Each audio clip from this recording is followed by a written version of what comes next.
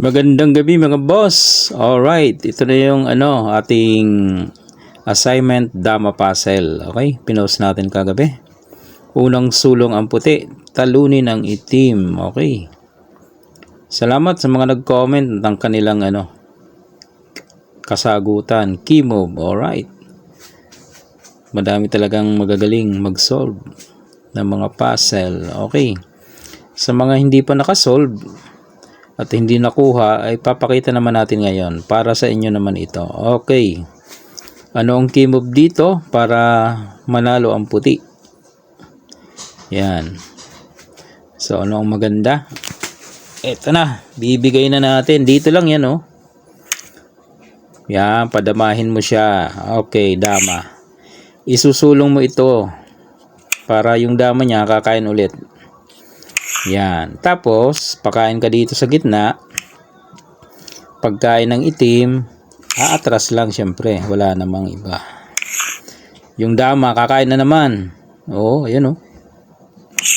Ngayon, ito na yung pagkakataon mo. Pakain ka dyan, 3. Diba? 3 yan. 1, 2, 3. Kakain yung itim. O, yan. Kitang-kita na yan. So, ipakain mo lang ito. Kain ng dama. Yan, nakadama ka. So, big sabihin na eskwala. Titira pa dyan ng itim eh. Sulong dito ang itim. Baka sakali daw makatabla siya. Ang gawin mo, yung dama mo, ilagay mo dito. Yan.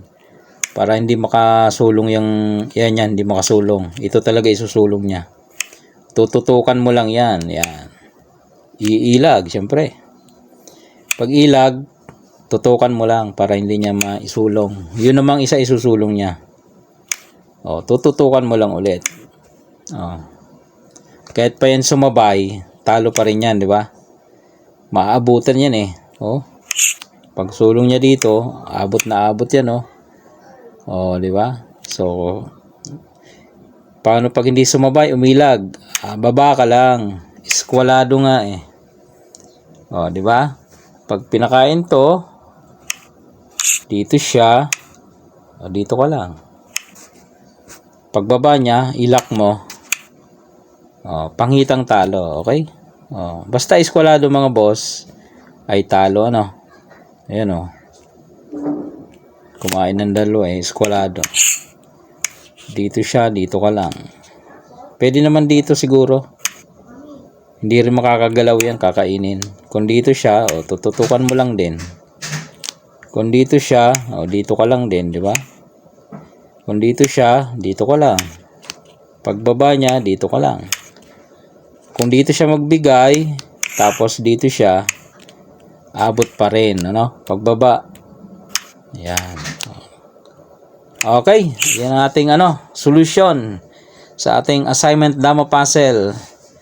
Alright, magpo-post pa tayo ng mga assignment Dama Puzzle. Okay.